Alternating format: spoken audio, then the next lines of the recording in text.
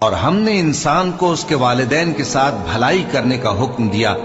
उसकी माँ ने उसको तकलीफ से पेट में रखा और तकलीफ ही से जना, और उसका पेट में रहना और दूध छुड़ाना 2.5 बरस में होता है, यहां तक कि जब वो पुख्ता उम्र को पहुंच जाता है और 40 बरस का हो जाता है तो कहता है कि ऐ मेरे परवरदिगार, मुझे तौफीक दे कि तूने जो एहसान मुझ पर और मेरे माँ बाप पर किए हैं उनका शुक्रगुजार बनूं, और ये कि नेक अमल करूं जिनको तू पसंद करे, और मेरे लिए मेरी औलाद को नेक बना दे।